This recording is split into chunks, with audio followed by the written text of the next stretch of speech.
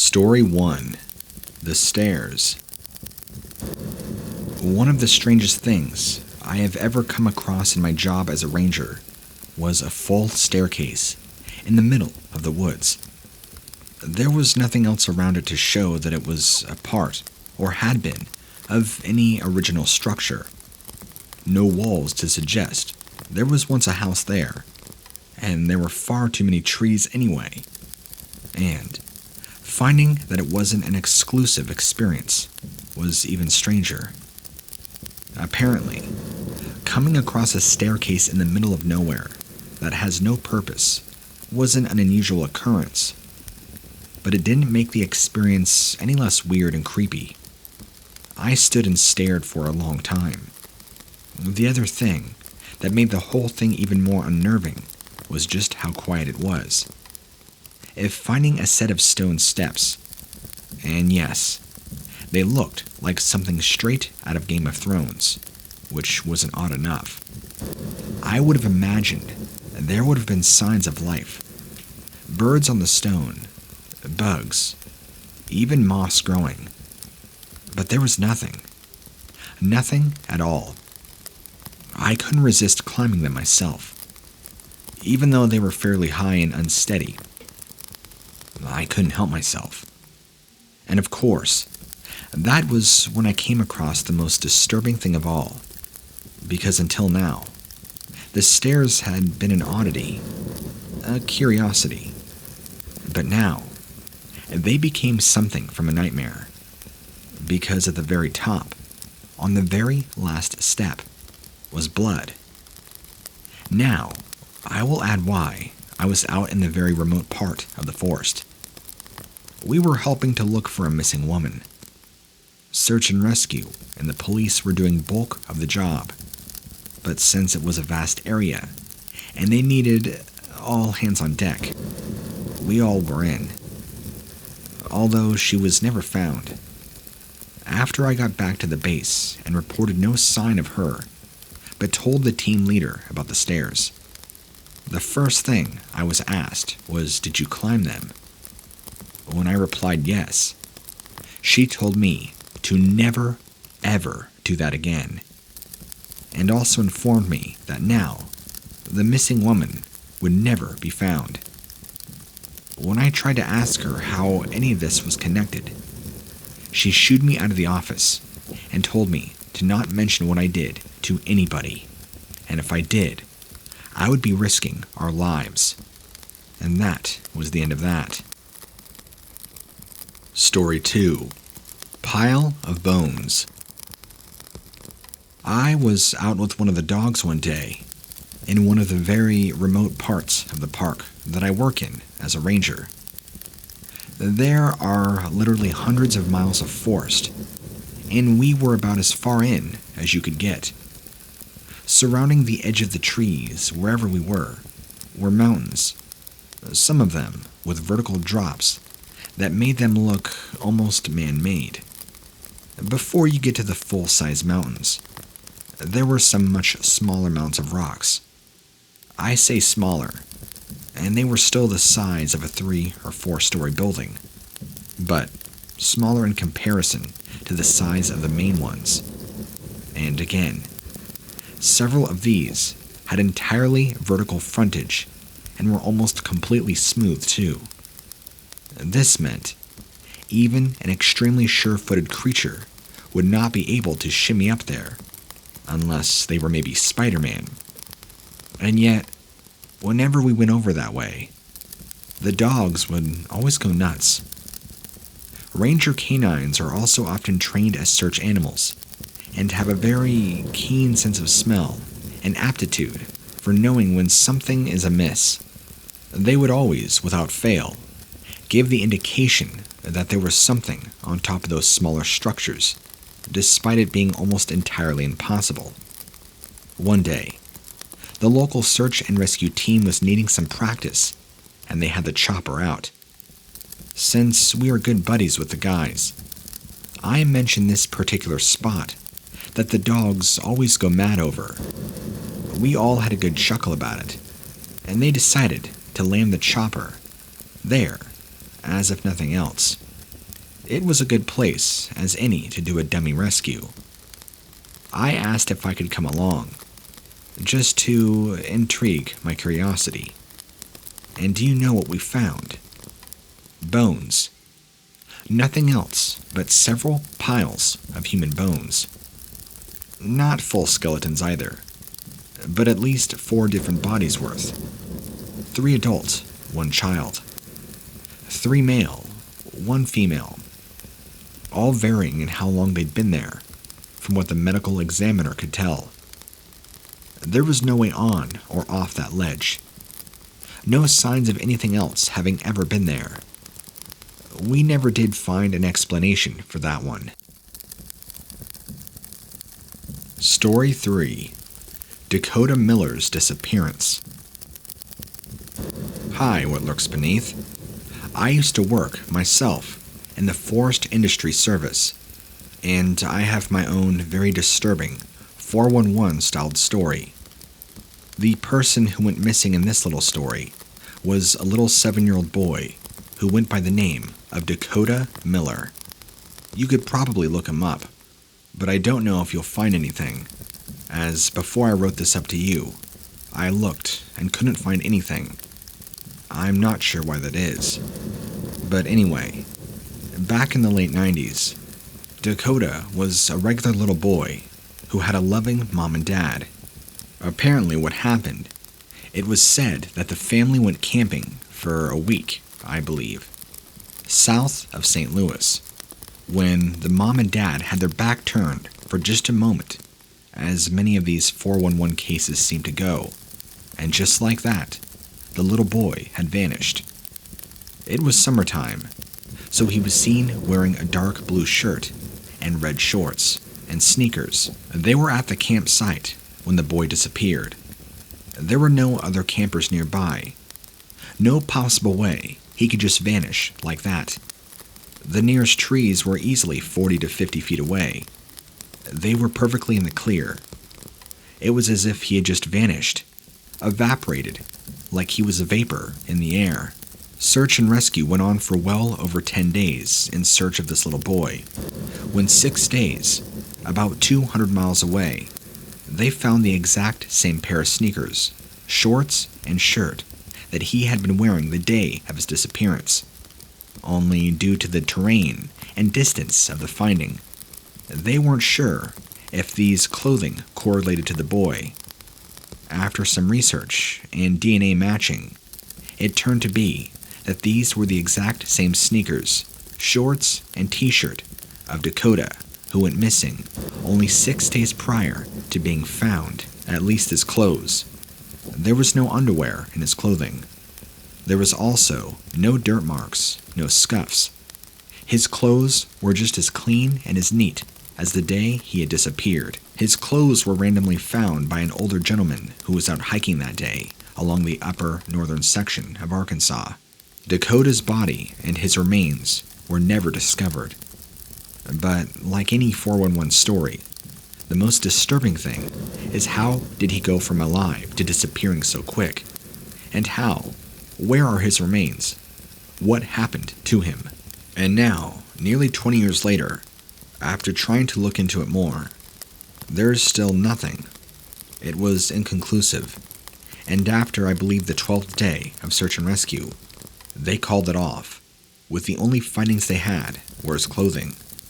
That was it. As far as we know, the world, he's just gone. Story 4. Lycanthropy and the Cover-Up. I haven't really heard anybody else on your show say this, so I'll say it for them. If you are wanting a quiet and laid-back job, don't become a park ranger. Being a park ranger doesn't put you at the back of the world where you'll be safe and unharmed. No. Being a ranger puts you at the forefront of the line. Marines, National Guard, SEALs. Give me one of those guys for 6 weeks, and I guarantee you, they'll be crapping their pants in ways they never did during basic. Look, the job puts you right at the contact point between the edge of humanity and the edge of darkness. As a park ranger, you are the unwitting crosswalk guard, because there are always people trying to plunge into the darkness, and there are always things in the darkness trying to break through into the domain of man. Now, with that little rant out of the way, here's my personal story. Rumors of wild animal attacks in the park began to pile up. People would come out of the park with bite marks, slash wounds that were made by something from the animal kingdom. But a few of the victims reported that the assailant was a man. A couple even went on to say that it was a full-on lycanthropy, the delusion held by a person that they are a wolf or a werewolf. I didn't exactly sign on to take down nut jobs, but myself and my fellow rangers were briefed on what to do if we ever ran into the predator at large, and what we would do if it was an animal, and what we would do if it was a human being. And thus, we were expected to be more alert and vigilant and proactive than we were to begin with. I was out on patrol when I was sure that I saw movement in the trees. It looked unusual. I prayed that it wasn't a predator. I wasn't afraid. I just didn't want to tangle with anything. I readied my service firearm, got out of the car, and called out in the direction of the movement. There was a response. I was met with the face of a man with hair so long that he would probably step on it if he wasn't careful. His eyes were wide open, to the point they were perfectly round O's. He tilted his head at me in a mocking sneer. His teeth were yellow and pink, and I'm pretty sure that he was completely naked. So, it was a safe bet that he was a nutcase. But I did mind the protocol, and behaved as if he could understand me. I called to him to stand down and stop for a chat. He was waiting for me in a clearing. That beard of his was swaying like brown vines, hanging from an ancient swamp tree. Madness rang out like an emergency siren from his eyes. There was no way that he was a rational human being. I trained my firearm on him, and again, attempted to talk him down. That's when he projectile vomited something foul and bloody onto me. Stunned with disgust, not only was it obvious that he had spewed blood on me, the contents of his stomach was a whole collection of small fingers, way too tiny to be that of an adult, and the sheer number suggested that he had fed on multiple children. I almost felt that he had engorged himself just for the occasion. As a parent and a new grandparent, the situation had just taken a very personal turn. I gave chase, and this maniac howled long and high. It's not possible to explain just how fast he was. I would be close to catching up, as to get a clear shot, and then he was darting ahead, out of range. I began to feel that I was being toyed with. The madness of the whole thing turned just plain evil when the pursuit took me out onto one of the playgrounds where plenty of kids were present. Like lightning, the nude, grinning monster had grabbed up a tiny girl by the hair, scrawny as a newborn deer, and sunken his teeth into one of her eyes and bitten it out. When I fired, he had already flung her up in the line of fire, and just like that, she was a one-eyed human shield. Her body knocked me back as she hit me square in the face. When I was regaining myself, the monster was already lunging at yet another child. I was able to react in a fraction of the time, only thanks to the adrenaline tearing through my system. Skull fragments flew, and his outstretched fingers went limp before he could wrap them around a boy's small neck. I don't think I've ever fought so hard to keep consciousness. My body was trying to black out, probably to cushion me from the knowledge that I had just shot a child the instant after she had been mutilated by a crazed monster. That's when the thought hit me. Was she even dead? I was beginning to see double. I found her face down in the grass. Her hysterical parents were running to her, turning her over, looking at her eye socket. This might be the most frightening part of all. Somewhere inside of me came the urge to shoot it. She was ruined. She would be scarred. And it was all because I was half a second too slow. One shot ruined. It was almost like I was hearing the thought out loud, like it was being put into my brain. But my brain had finally snapped, and I blacked out.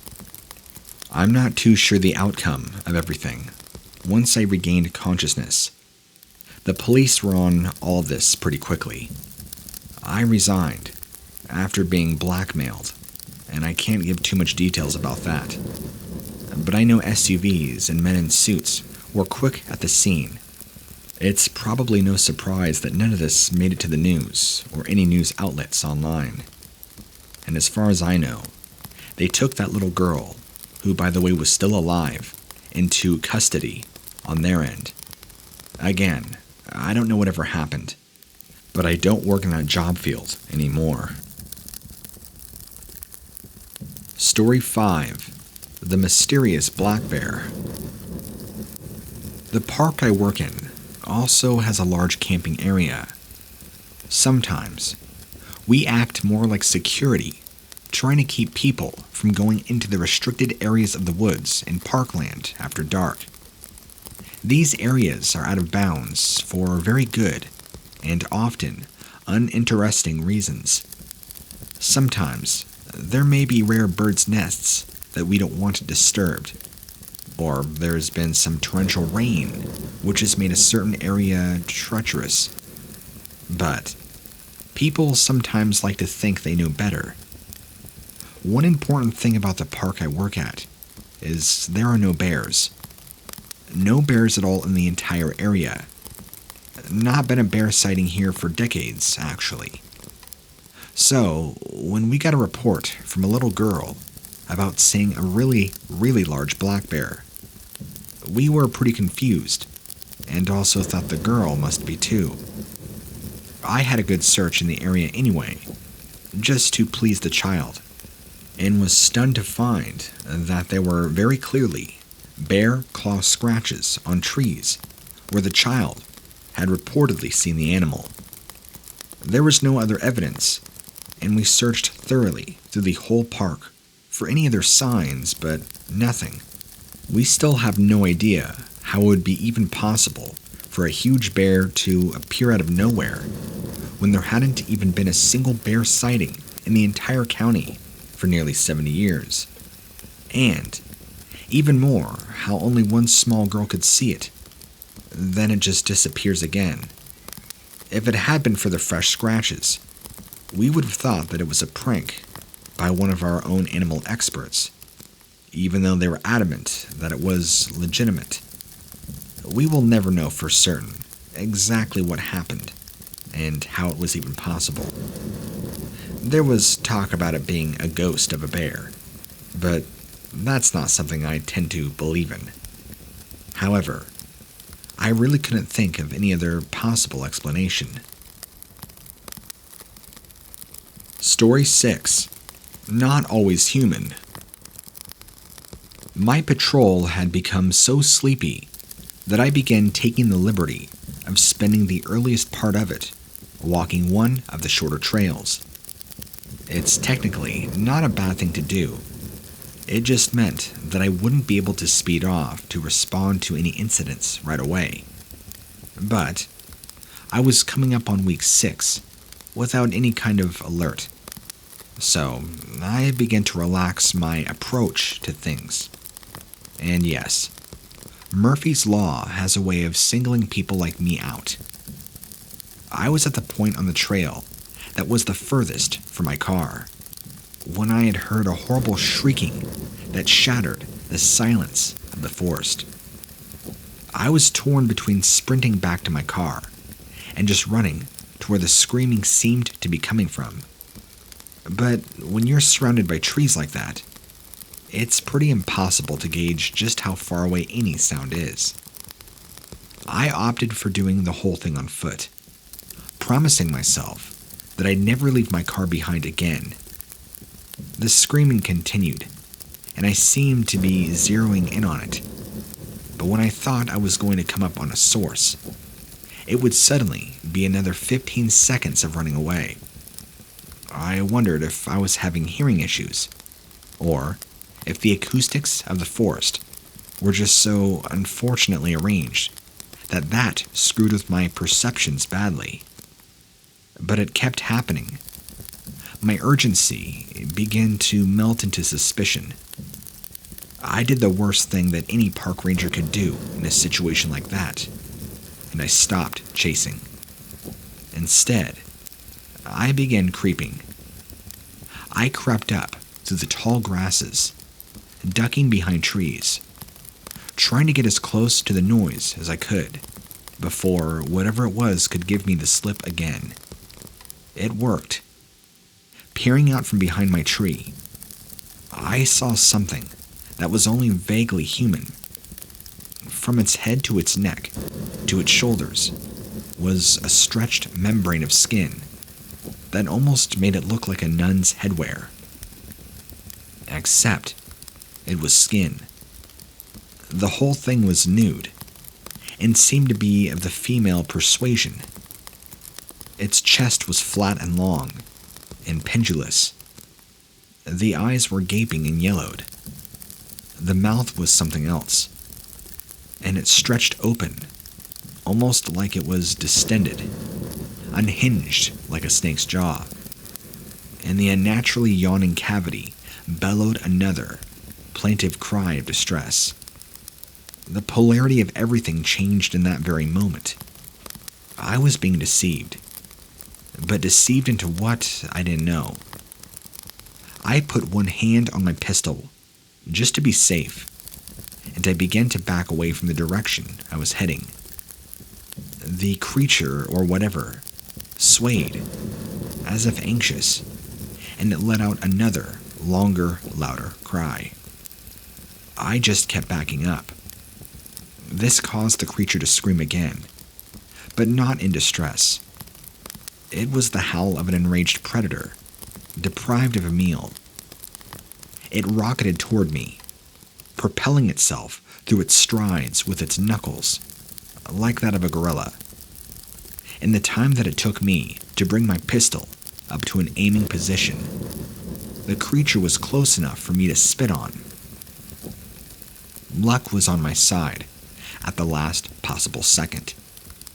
My shot landed right between the eyes of it, and it face-planted hard into the ground. Here's the part that might get rejected from being read. I got ready to radio out and tell the office what I had just experienced, but the body of the creature slowly crumbled into a pile of white, pulsating embers that cooled off into gray ashes. I poked at the pile for bones or anything, but there was nothing left.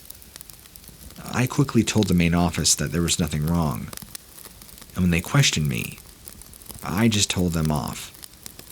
I quickly dismissed anything and told them I didn't feel well, and then, shortly afterwards, I quit that job entirely. Story 7. Real Life Wood Wampas.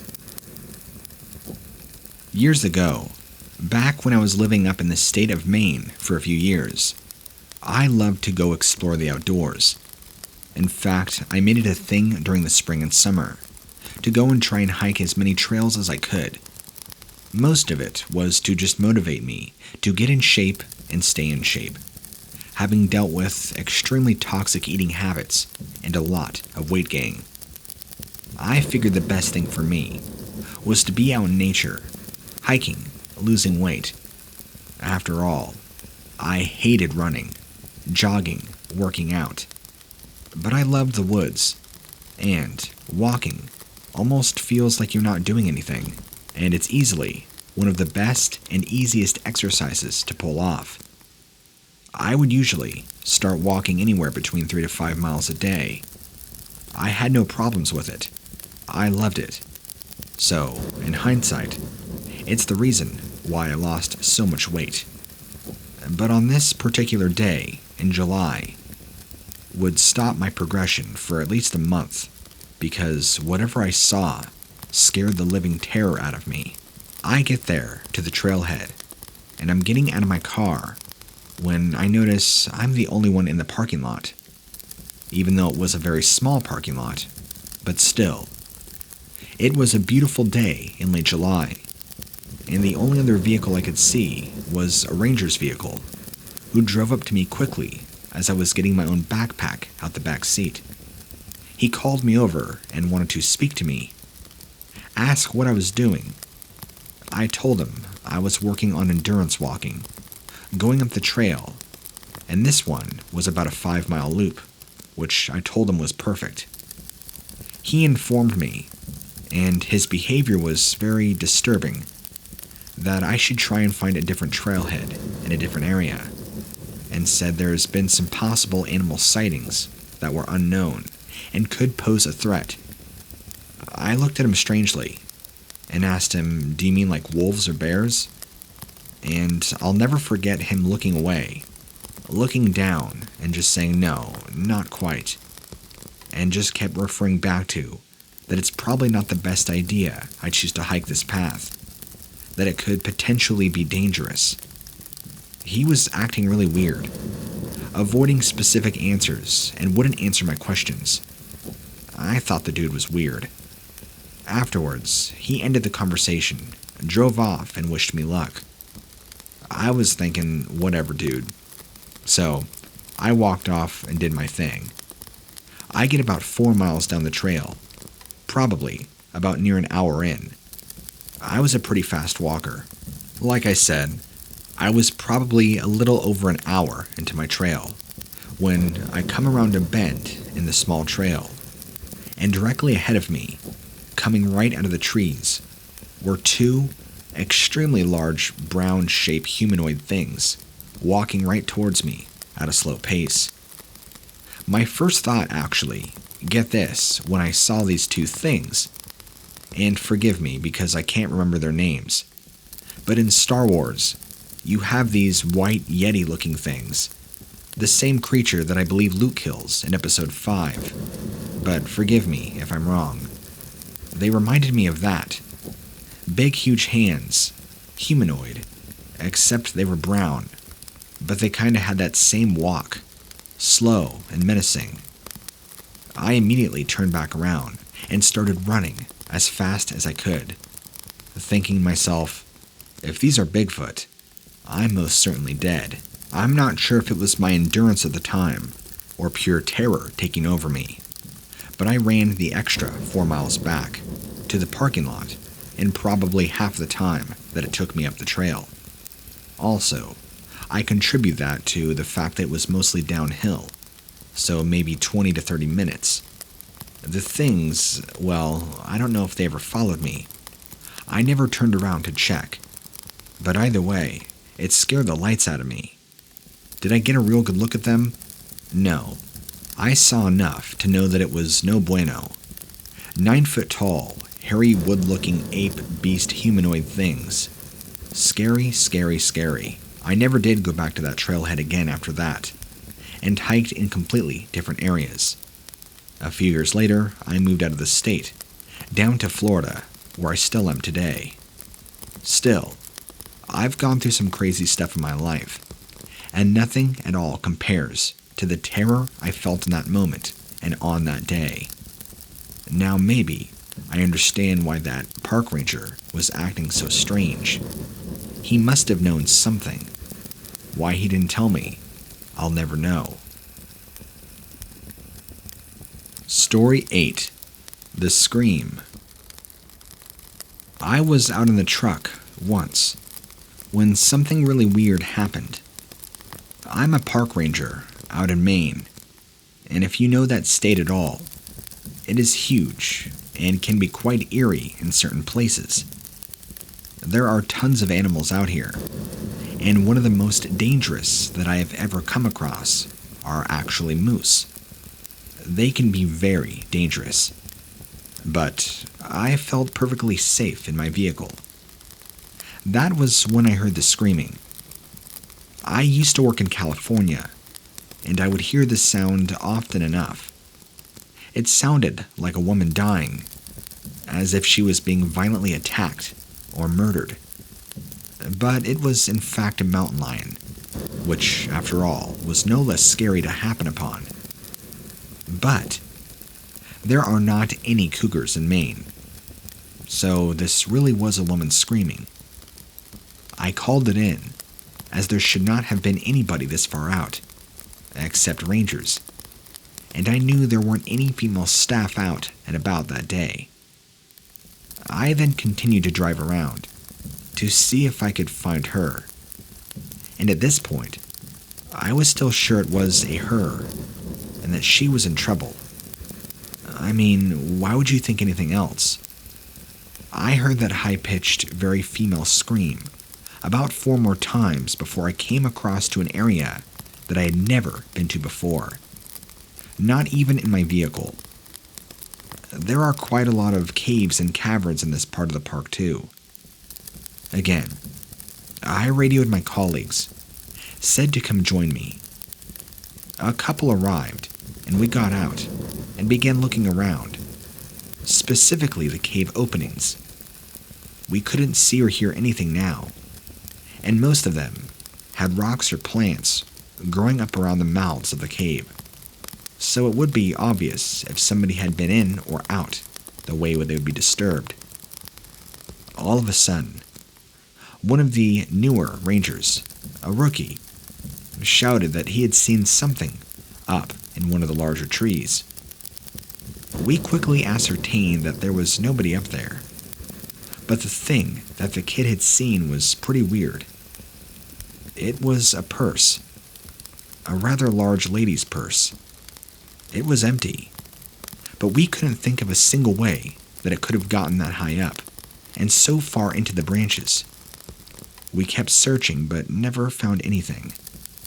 There were no women reported missing, no purses reported missing. It was just another mystery to add to the ever-growing list of weird stuff that happens out in the woods. Story 9.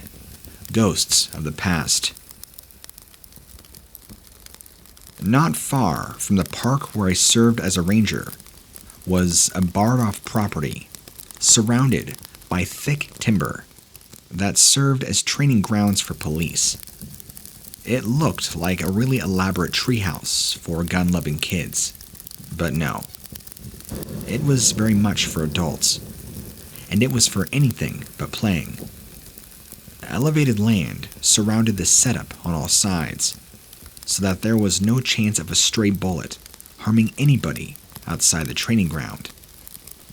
Rangers see far less firefights than police do, but most of us do carry a gun, so it came as no surprise that it was decided that myself and my fellow rangers would spend a few hours a day for a week brushing up on our marksmanship. My time slot was taken care of by an officer we'll call Colette. I was puzzled at the fact that it was just me and her, because I knew that I had seen the others being trained as a group.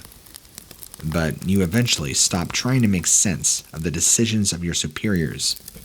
You know, just like at any other job. Colette was a very admirable instructor.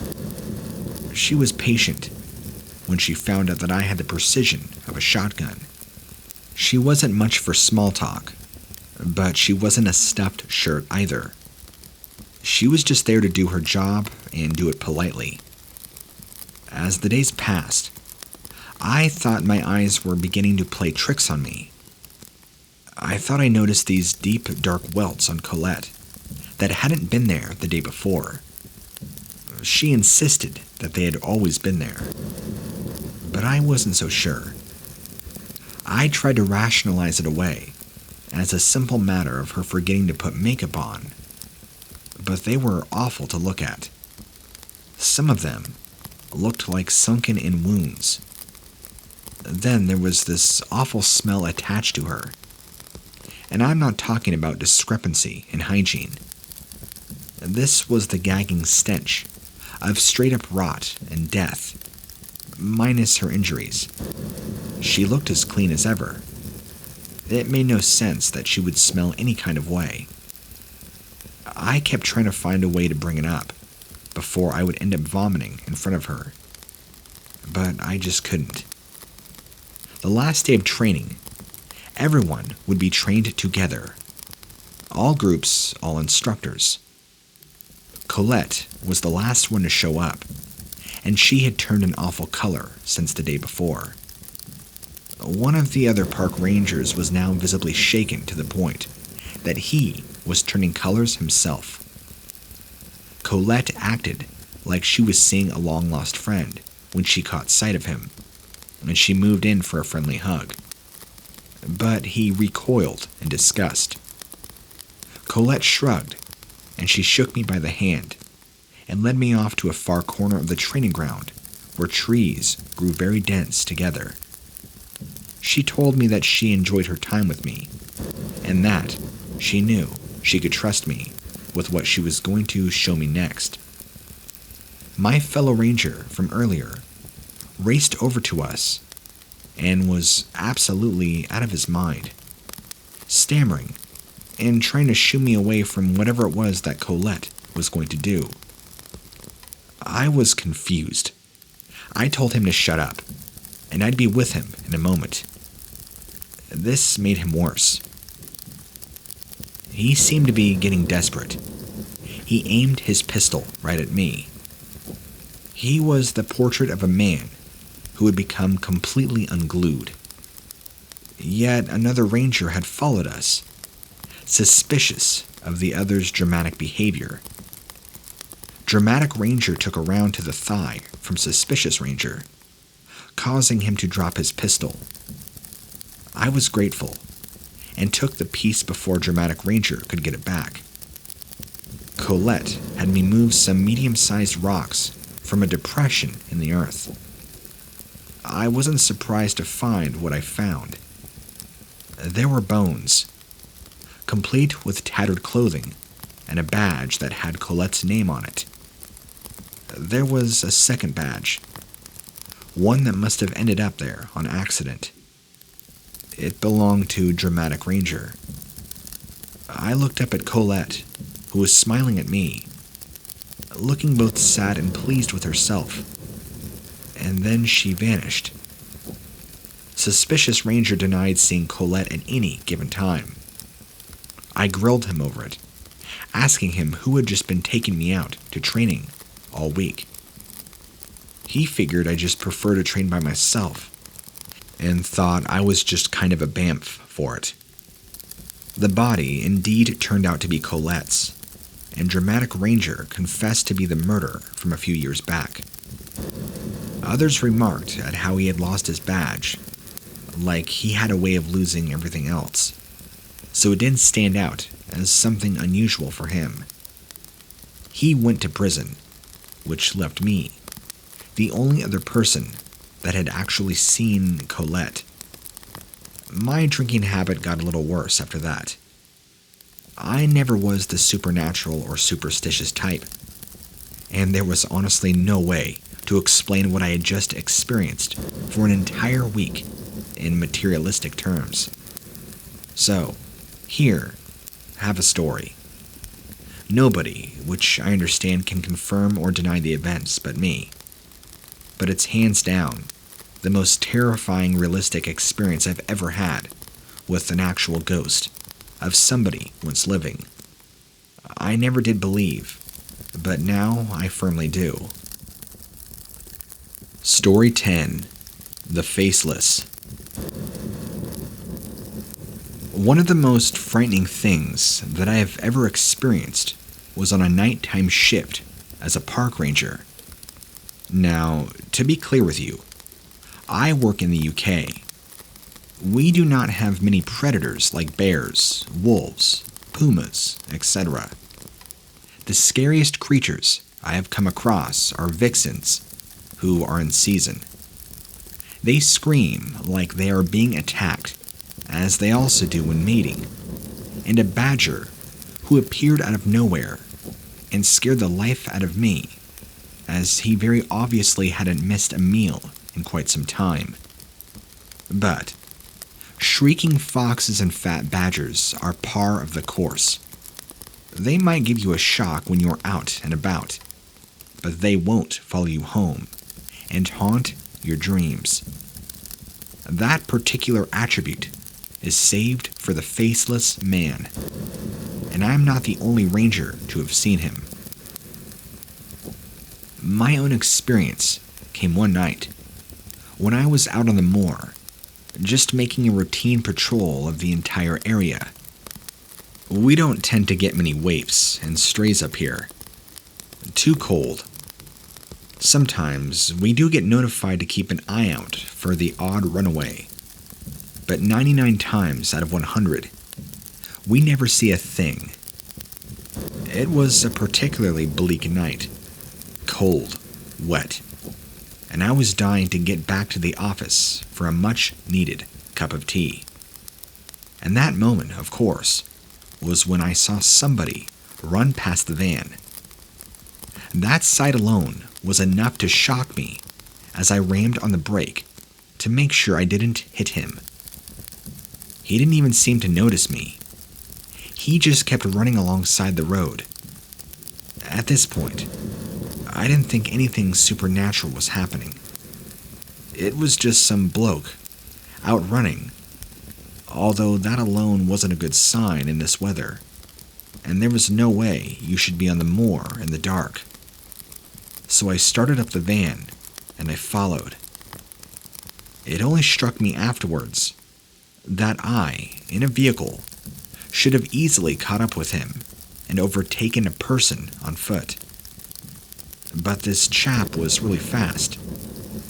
When I eventually caught up to him, after a few moments, I pulled alongside and must have been doing around 40 miles an hour, just keeping pace. I rolled down my window and called over to him, asking if he was okay, suggesting I give him a lift home. Then he turns and looks at me. Well, I presume he was looking at me. You see, he had no eyes or face. It was just a blur. The man himself seemed corporeal. He wasn't transparent or anything, like I would have presumed a ghost would be. Everything about his body looked real and solid. He just didn't have a face. Just a head, with a fuzzy, blurry pixelation instead of facial features. It was a good job that the road over the moor was totally straight and I had nothing to crash into, as right then, I was so freaked out that I would have hit something for certain. He seemed to speed up even faster, and then turned off the road and zoomed off down the moor. I'm not embarrassed to say that I was terrified right then, and raced back to the office as fast as I can manage. I'll never forget walking through the door, and the supervisor taking one look at me and switching the kettle on. "I guess you saw the no-face runner then," she had said. It seemed that most of the team had come across him at one time or another. He never tried anything. Didn't appear to be an omen or anything, but you could never catch him. If you tried to drive or run after him, he would disappear. Most sightings of things like this have some sort of legend attached, so you at least can make a guess as to who the person was, and why they're there. I mean, it would have made sense if there had been some sort of hit-and-run accident, and there had been the man killed. But if that was the case, it had never been reported, which in its own right was highly unusual. We never had any reports from members of the public either. It only seemed to be us, the members, us rangers, who got to see him. Very mysterious indeed. Story 11. Suicide Ritual. It had been hitting the news around our parts that various landmarks had been disappearing from the tourist route that ran through our corner of Texas. The thieves had targeted nothing but old-time fast food joints that had those oversized cartoonish fiberglass sculptures as part of the storefront. Hot dogs with jolly faces and arms and legs. Pigs that looked like Porky wearing chef hats and aprons. Stuff like that. Things from a time when America was really America. Well, these things are getting lifted, and the crooks were getting away with it so far. As a park ranger, somebody who thoroughly serves in the forest industry, it would be a stretch for me to make a connection between any of those disappearing sculptures and my day job. I forgot about those reports almost as soon as I had heard about them. While on patrol on one of the trails, my vehicle was suddenly under fire. Bullet holes were punched into the hood. The windshield was spiderwebbed. I threw the car into park and ducked down, radioing out for help, and got a confirmation. I thought about the gas tank, which had just been filled up, so it was going to be a bad idea to sit in the car. A few more holes punched into the passenger side, so I took the chance of getting out of the car on the driver's side. Backup arrived, and long story short, we nailed the shooters without much trouble. I kind of figured they had been on a suicide mission of some sort, and just wanted to go out with a bang. I turned one body over, and looked into the face of a man who had painted his face something like a cartoon rabbit. The sort of thing kids would do at a carnival. Except this was a 30-plus-year-old man. The other shooter was painted to look like a smiling pig. Looking around the pocket of timber that they had been shooting from, we found the missing fiberglass sculptures reported about in the news. They were dressed up in hoodies and jackets and bathrobes, and arranged in a large circle around the mutilated body of a beautiful young woman. At the feet of each sculpture were alternating red and black candles. It turned out the woman had been beaten, raped, and mutilated. The blood was found inside a repurposed bleach bottle. Some of it had been poured on each sculpture, staining their improvised clothes. The sculptures were tediously identified and hauled off to be held until the rightful owners could get them. At the time, I didn't think there would be any more to the story. And I hate to say it, but grisly things like that add to this place's popularity. And our section of the state was kind of hurting for tourism and commerce. I know, it sounds incredibly cold. I am divorced, if that says anything. So, each sculpture ended up in the right place, and it was celebrated in the news. Not long after, it was reported that the restaurant owners were throwing the previously stolen sculptures away, some of them even being burned. Only a couple of the owners were even willing to give a statement, and they were vague about it at best. They said something along the lines of it not feeling right, or they must have been cursed. Strange things have happened since sculptures came back, none of them being good for business, despite the spike in traffic because of notoriety. The stories that weren't revealed in the news were whispered throughout the community in the years to come. It certainly was one of the strangest experiences of mine on the job, and really one of my only hand-to-hand experiences with the occult. Story 12. The Great Search. One of the worst times to be a ranger is in the winter, especially if your area is up in the mountains. We do our God best to tell people to stay away.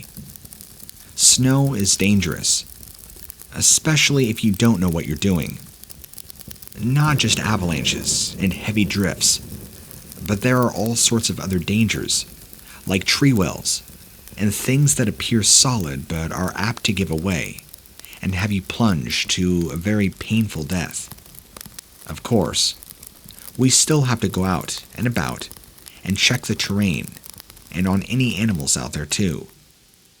Most, of course, which are hibernating, but it is still a part of the job to make sure they are safe too. And that was when we got a call to say that a family, dad, mom, and 2 little girls, had gone up the mountain and not come back. Neighbors had called the cops after they had been missing for a couple of days. The dad had asked the neighbor to let the dog out, but assured her they would be home in time for dinner. When they weren't, she did not panic right away, but when they weren't back for the following day's dinner, she called the cops, who alerted us and sent out search parties. We found the parents almost straight away, at the bottom of a ravine, both crumpled and bloodied, and, well, very dead. No sign of either children. The weather was horrendous. Snow still coming in strong, and it was making it next to impossible to look for tracks. We searched all the caves and caverns in the area, anywhere they may have crawled into for shelter. But nothing. After another 2 days of relentless snow and futile searching, we gave up. Even if they were there, they were most likely frozen, died due to exposure. As awful as it sounds, we resigned ourselves to the fact that they would likely turn up when the snow began to thaw. Well, a few days later, we did find one, completely by chance, when we'd been out to check on one of the caves where we knew there was a young family of bears. Although in the same park, this particular cave was roughly 20 miles from the spot where the parents' bodies had been found. It would have been almost impossible for a small 4-year-old child to get through the snow and make it over that way. And yet, there she was. Not a mark on her. Thankfully, the smell of her had not woken the bears. She was, of course, dead, but appeared completely frozen, not injured. During the autopsy report, it was discovered that fish and berries were in her stomach, which had been consumed just a few hours before her dying. As for the other child, she was never found. She simply vanished into the snow, and, well, never returned. There was another full-scale search for the body after the thaw began. They even searched for bones in and around the caves, in case she'd been dragged off and eaten. All that was ever found was one of her snow boots and one glove, both of them miles apart from each other. The boot just in the middle of a path and went and led nowhere, and one glove at almost the very top of a fir tree. There was no trace of blood or any other evidence on either. It remains an open case to this day.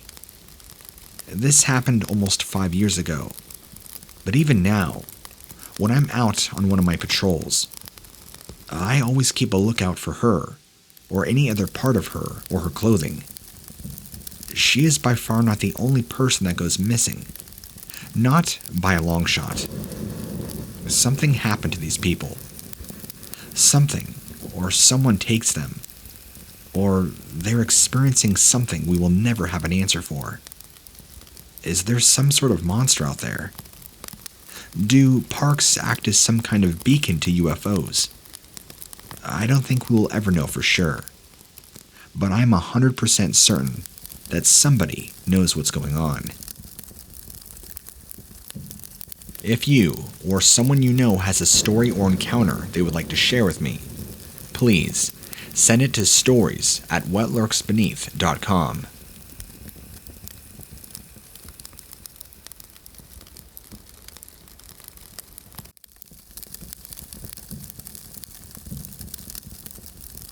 I prefer to remain completely anonymous, since I'm one of the few people still involved in the traditional moonshine trade of the South. Believe it or not, it is still a thing.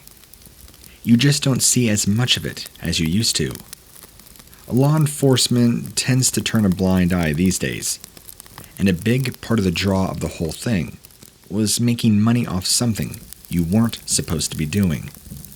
But anyway, this story happened when I was barely 13, and the law had hauled away enough of the family to make a good dent in our moonshining. Living in the mountains just wasn't protecting us like we had hoped. So, the older guys decided it was time to teach me what they knew, so that I could step up and help out with the family business. Worst case scenario, I know how to make money if I ever ended up by myself and keep me and my siblings fed. They showed me how to rig up a moonshine, still out of anything, including old car parts. They showed me how to grow the grain and make it into a mash. I supposed back in the day, I got the equivalent of a college education from those old kinfolk. But in the process, the old family tale took on a whole new dimension of reality.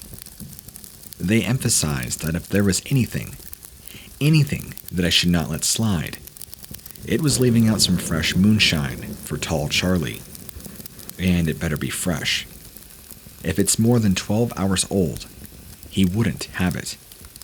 And the drink had to be offered on the old Signal Hill, on the petrified tree stump, on the night of each new moon. All of my life, I had heard my family saying things like, "Buy tall Charlie's whiskers," and "Charlie take you," and other superstitious sounding stuff. I think the best one was giving someone a Charlie gift, something you gave to the wife when she was mad at you. I just went with the flow, being surrounded by that talk all my life. I guess I filled tall Charlie away in some pigeonholes as Santa Claus. But there's all the old men in the family standing over me, with crazy wide eyes, telling me how important it is to leave out a fresh nip for tall Charlie. Part of me just couldn't take them seriously. I think they picked up on it, and they grew stern with me for days. I heard Charlie's name so many times. It's a wonder my ears did not bleed. So I humored them. I got into the full swing of making liquor, and I was the first to make sure that tall Charlie got his share. I personally took it to the old Signal Hill myself. I won't lie. The place had a funny way about it at night, during a new moon, when you couldn't see a thing. About a year went by of me doing all this, and by the time I was 14, I was asking some rational questions. Each time I went up to the Signal Hill with a new drink, the old one was gone, unless there was a bear or raccoon that liked getting sauced. It was the work of some living person for sure. One new moon, I decided it was time to bring some food and something to sleep on, 'cause I wanted to see which one of my family, or whoever, was making the trip to get a little bit of moonshine from the Signal Hill. It had to have been family. I thought all that witchy offerings and sacrifices were done during full moons. Why the new moon, when you have a slim chance of being seen and identified? It was just too convenient. So, I set down the offering on the stump, and I hid back behind the big old fallen tree, and I covered up my lantern so I wasn't this obvious blob of light. I started to doze when I heard movement. I uncovered the lantern and sprang out into the open like I was going to arrest somebody. I really should have been more cautious. There was a figure leaning over to take the drink. That had to have been the tallest outline of a person I had ever seen in my life. And that was all I could see, an outline. The body of the thing seemed to absorb light, making it a shadow. My lantern lit up most things around it, but not the person itself. There were 2 points of light, like pearl marbles, and they gazed through me as it turned its head to see who was interrupting its moment with the drink. Then, there were other points of light when it showed its teeth. I supposed it could have been a smile. Felt more like a territorial snarl. I didn't stick around to find out. I cut out of there pretty quickly, and I'm pretty sure I pissed down my leg while I was running away. So I don't travel too far from my homestead. I've lived close all my life to make sure Charlie gets his drinks on time, every time.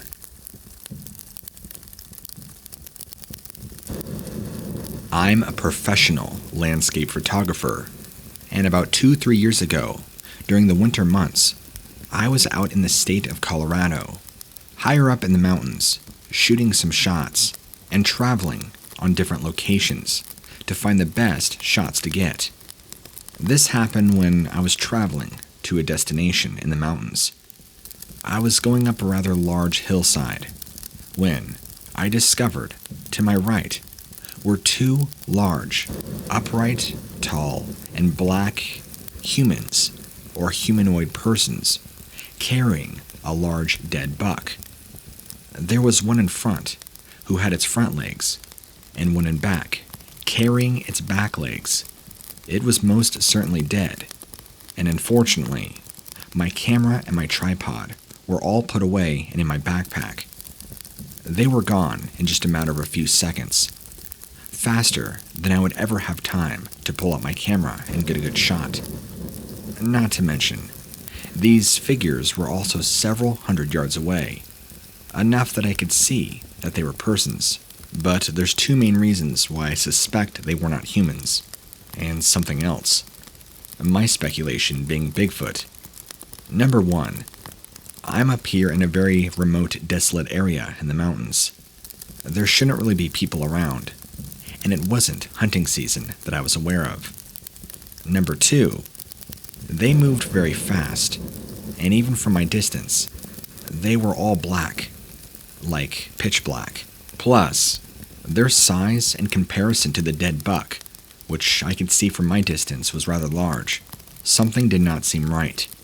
And I think that was my very first time ever seeing Bigfoot up here in the Rockies. I live in a corner of the mountains of West Virginia that the world seems to have forgotten about. I don't know if they did that on purpose, or if they just haven't sent enough people out here to truly document things. I found out the hard way that you are lucky to be alive if you come out here and you don't know what you are getting yourself into. I'm lucky to be alive myself. My story started when I was 17, and I was just about as wild as any boy could be. You couldn't exactly go to a bar to find fresh meat to grill for the night, but there were plenty of young girls among our so-called God-fearing families that were just as wild as I was. You just had to know how to meet them when their parents weren't around, and yours weren't around at the same time. At the time, I had met the wildest little mountain flower I have ever laid eyes on, and she seemed to think just as highly of me. Her eyes kind of turned black when she looked at me. We didn't waste any time in figuring out when she and I could spend some solo time alone. Her paw must have caught wind that she was falling for a loose boy, 'cause she was set that she had to come to me, and it wouldn't be good if I came to her. I lived with my grandparents, who were well on their own way to being blind and deaf, so I had made it.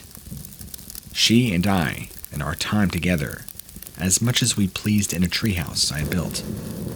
Nobody knew about the place except me and the girls that I took there. You can only do so much boinking there before you're interested in really talking. I didn't have any interesting stories for her, besides the fact that I'd been forbidden all my life from playing around what Grandma called the sandy part of the mountains. Even as a young adult, I got told pretty regular that I should not go there.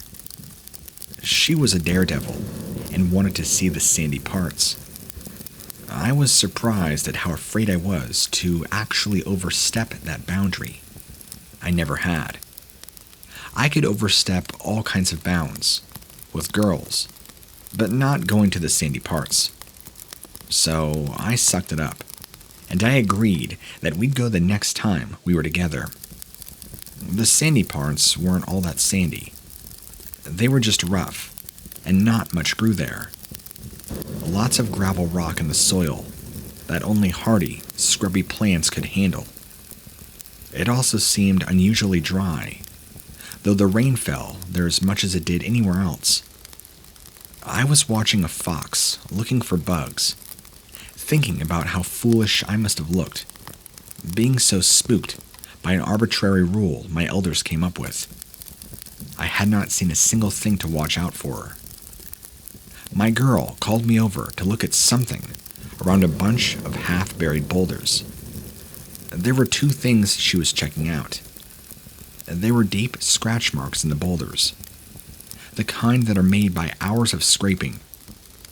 There were also what looked to be recent bloodstains, but it was also dried, so it was that rusty color.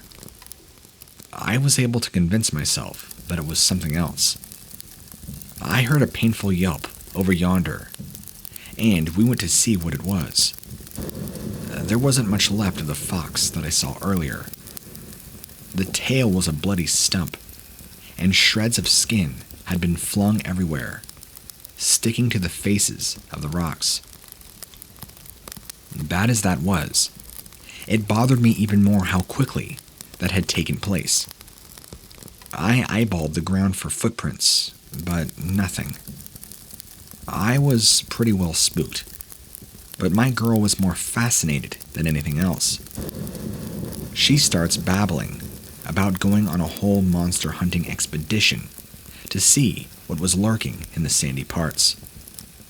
Something about her, the way it made me afraid, and I wanted her to get to safety. That just made her mad, like she was a wild bird resisting being caged. I wondered if that's how her parents felt when they found out about me. All of a sudden, we were having a pretty bad argument over the entire thing. That's when I made the biggest mistake that I could have made. I stomped off in anger and left her there. I wasn't gone long. I sat under a tree for about 30 minutes, somehow accidentally dozing off. I came to and noticed that she had not found me. I went back over to the sandy parts, and that's pretty much where my life ended in a very real way. Remember what I said about the fox? It was the same with my girl. Her blonde hair was flung every which way, human bones picked clean, strewn all over like garbage. The prettiest girl I'd ever knew was treated like litter. I was hot, let me tell you, and I made revenge a personal matter. I hung out alone in the sandy parts, waiting for whoever or whatever was there, and and I had my hatchet ready every waking minute. But the murderer never showed. Once, and only once, I thought I saw something like a long insect leg poking out from a rock, as if the rock were some sort of shell, and that leg was longer than a cat's tail. I looked that rock over, tried even smashing it, but nothing. I never found out what was killing and eating when I wasn't watching. I did the right thing and got the police involved, and no matter how bad I looked, miraculously, they didn't put me away for it. Part of me wanted them to, but they did not have enough to pin it on me. That was either the most honest set of cops in the world, or another degree of cruelty on the part of the thing that would kill and eat everybody but me. Like its will extended to leaving me with the worst possible guilt. So, there you have it. If you find yourself in the mountains where it's all dry and rocky, and animals are disappearing, do yourself a favor and leave while you still can.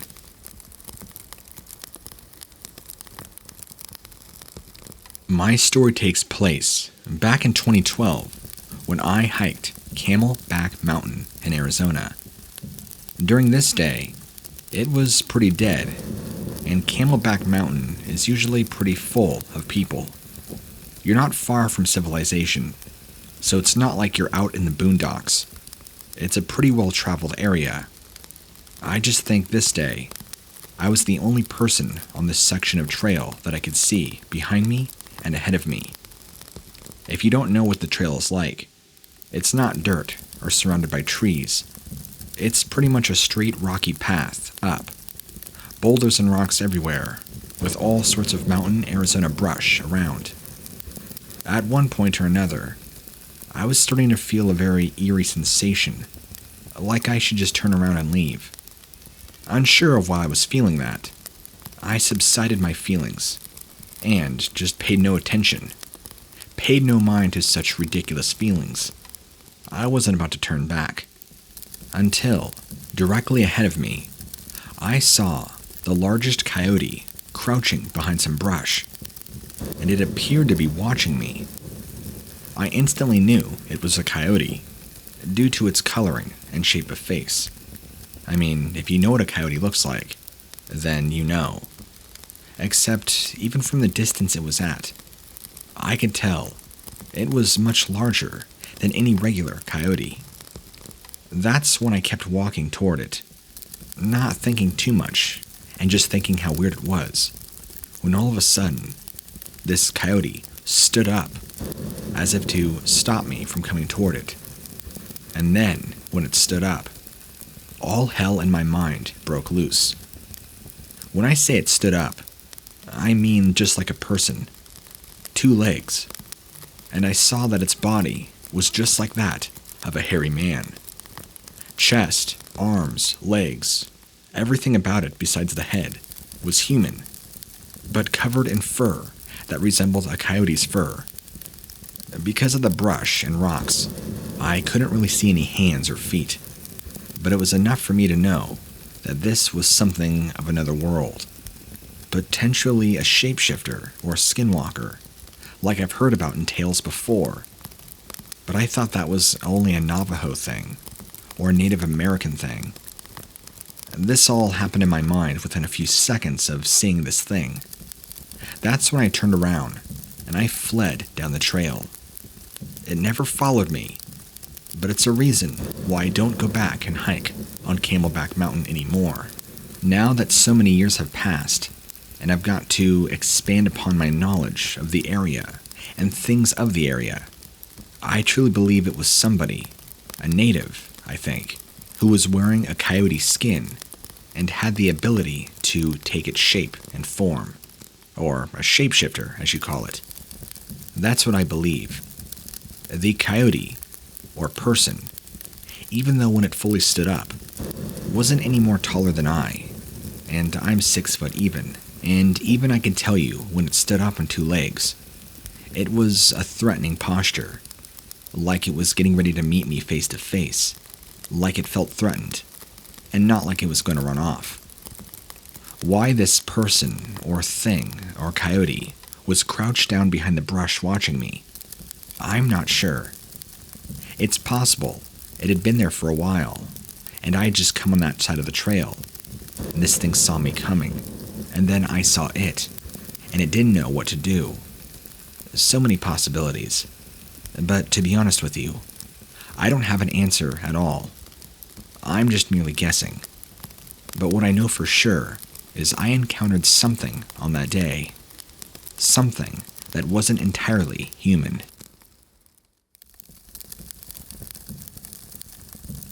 I was in the Rockies, working as a consensus man, of all things.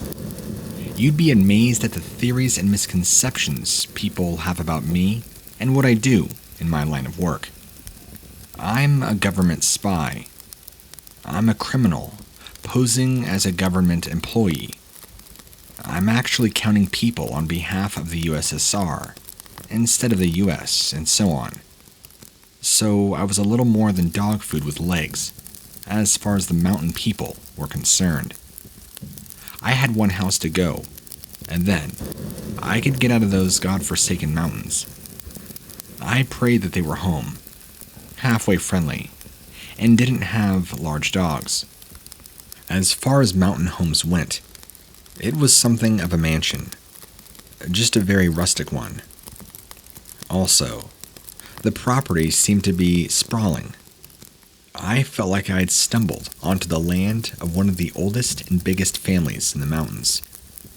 Knocking on the imposing front door got me nothing but silence. I made it a point to knock loudly, just in case there was a dog on the property, and he would give himself away, barking at the disturbance. There was no such reaction. Mountain people weren't known for vacating their homes of anyone and everyone at once, so I wondered if the place was even still lived in. It did not have the abandoned feel to it. There was a truck that looked like it had been in use recently, and there was clean laundry out on the clothesline. So where was everybody? I grew bolder, and I went out to the nearest open structure I could see, the barn. It was so old that most of the red paint had flaked off. It was generously stashed with hay bales, the ceiling high, to the point that it felt like a cathedral instead of a barn. The strange feeling was growing stronger, and I felt like I was being watched.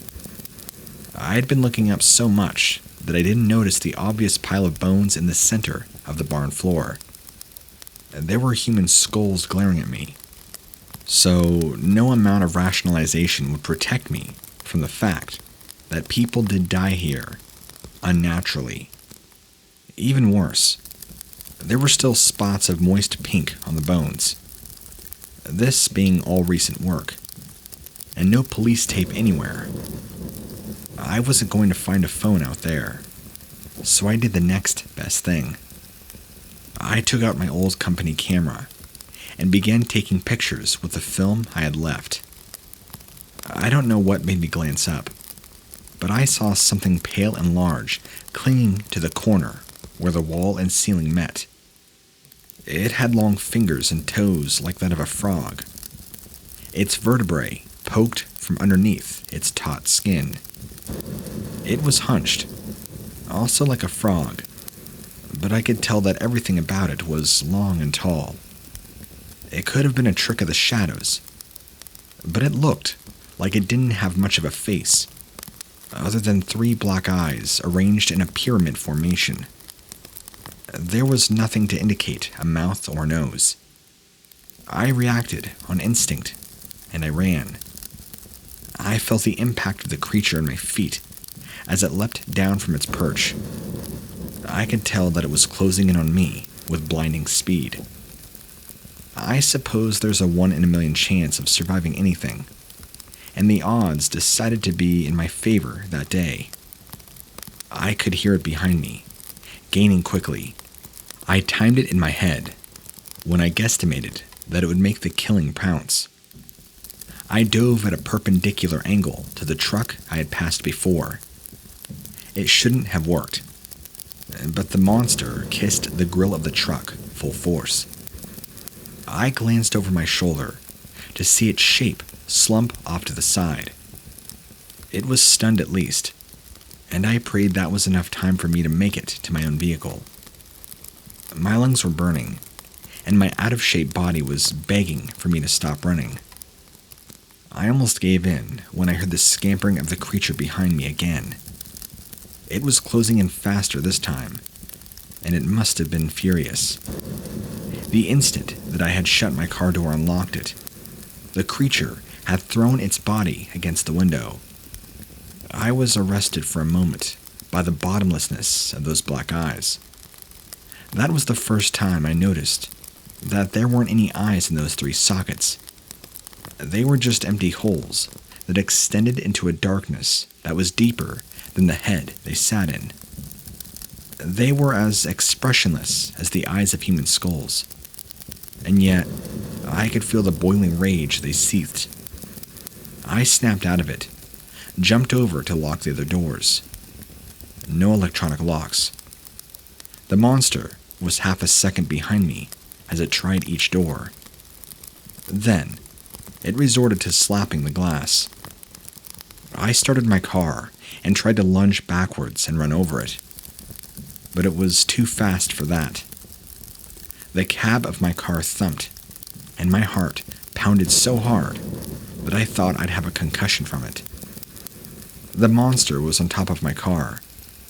I had visions of the thing clinging to either the top or the bottom of my vehicle, all the way into town, and then finally snapping my neck as soon as I dared to step out of it.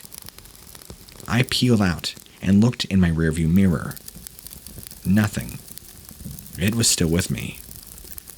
I drove into the nearest town, found the police station, and began honking my horn like crazy. Several officers came out looking confused and annoyed. I put them through the business of checking my vehicle for anything unusual. They thought they were looking for drugs. My heightened state convinced them that I was on something, but they couldn't find anything above or below, so I gradually accepted the idea that the monster had given up at some point. I handed over the camera with its pictures of the carnage at the mountain home. I was never able to find out how far they pursued the case. Even today, I still think I see the thing out of the corner of my eye, still stalking me.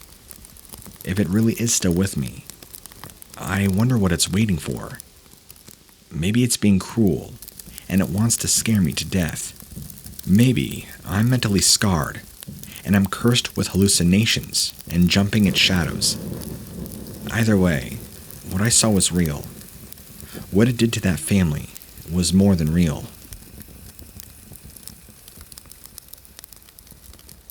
This was only back in 2019, and when I still think about it, it still scares me.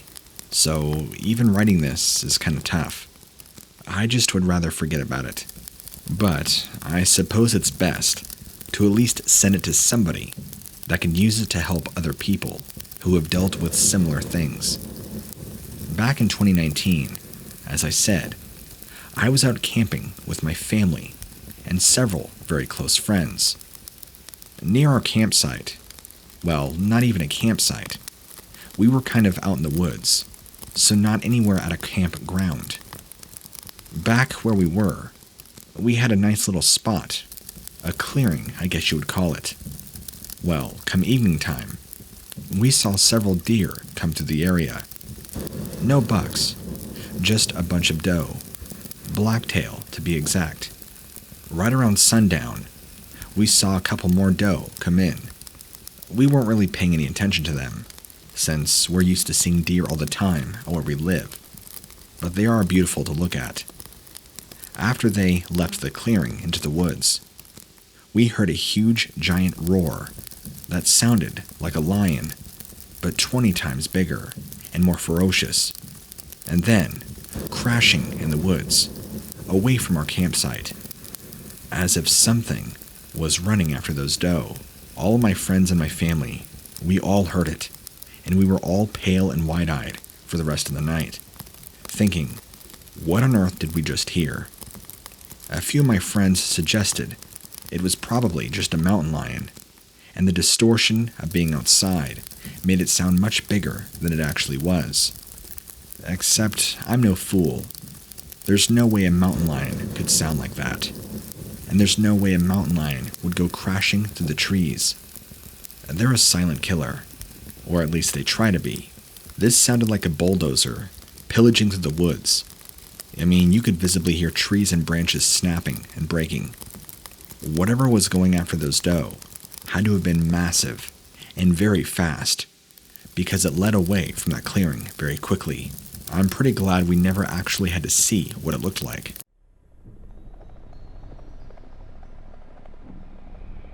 My name is Chelsea. I've hiked the same trails for the last 15 years, with nothing ever happening before. I'm still questioning if I accurately understood what I think I saw and heard. Last time I checked, Indiana is not a hotspot on the map for paranormal occurrences. One of the reasons why I felt safe over the years. I was with my boyfriend. We took our favorite trail. It was our favorite because it ended in a peak where we could watch the sunset with an unobstructed view. It was the perfect way to end our time together outdoors. The oxygen-rich air was always a consistent mood lift, and it made the tension of the week fall away, along with whatever difficulties we may have had with one another. We crested the top of the hill and stopped to catch our breath. The sunset did not disappoint. There were enough low-hanging clouds to catch the sky's fire. My boyfriend began massaging my shoulders. I always felt a little closer to him after a hike. I was starting to lose my balance when I saw him come up the hillside in front of me. He apologized, saying the wind has caught his cap. My blood ran cold as I connected the dots. If my boyfriend was right there in front of me, who was gripping my shoulders? I screamed and jumping forward, turning around to see who had invaded my personal space. There was nobody. I looked around, frantically. There was no way that they had gotten very far. As soon as I could see who they were, I was going to sick my boyfriend on them in a heartbeat. We were the only two people on the hill, and I tried to enjoy the rest of the night. I really did, but it was difficult. Somebody was rubbing my shoulders, and when I saw my boyfriend, the sensation persisted, so I knew it was not him. I've asked him if he saw anything when he came up the hill. He said that he did not.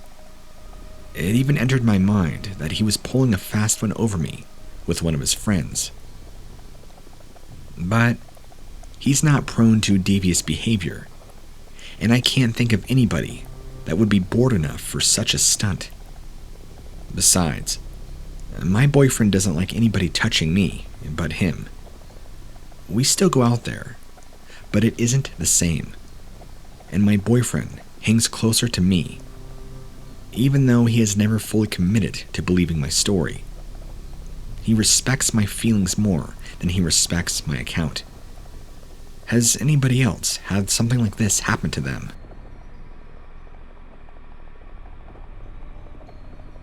I was long overdue for some time on the lake with one of my favorite cousins. He was the brother that I always wanted, but never had. We stayed thick, well into our adult years. The ins and outs of raising families and making a living forced us into those long spells of silence. Of course, but when we finally reconnected, it was as if we never lost touch. It was a beautiful thing. We finally worked out a weekend where it would just be him and I, out on a lake of our choice. Good fishing and good beer. We were both excited, and our wives even joked that they'd divorce us, just so he and I could get married. He did look the way I remembered him, but he had a little more gray on his chin. There wasn't much silence, and we had plenty to catch up on. I had more or less resigned myself to the idea that we weren't going to catch on anything since we were talking so much. He was in the middle of a story about confronting his wife's brother for something when I caught a whiff of something terrible. My inner Sherlock Holmes was triggered. We weren't that close to shore where stagnant water would have a chance to waft in our direction. Then, I heard something that sounded like a fart. So I grimaced, and it was still terrible. But hey, we're guys. Being able to do that sort of thing without being henpecked was the whole point of getting out on the lake. So I didn't say anything. But my cousin looked around, asked what the awful smell was. I searched his face for any hint or inkling of irony or joking. I could tell he was serious. We both heard the sound, the one that sounded embarrassing. We could both tell it was not coming from either one of us. We both looked at the water, and I didn't see anything for several long seconds. But then, I saw something pulpy and long brushing the sides of our boat. I thought they were fish or snakes at first, but then one of them began feeling up the side of the boat. I was no marine biologist, but I know a tentacle when I see one. The part that made my heart start hammering was the fact that there was something like teeth on the underside of the tentacle, either for grasping or for tearing, or both. My cousin says that he never saw it, but I did, and that was enough to make me call it a day. I fired up the motor, and I swear the boat hesitated for a moment, as if in the grasp of something from underneath. But then we were free, and we made it back to safety. He still thinks I'm a little delusional. He doesn't know what I saw, but he's convinced that it wasn't just some unidentified sea monster. My eyes are just fine, and so is my judgment. I may not know what I saw either, but I swear that it was dangerous, and it was big enough to manhandle our entire boat.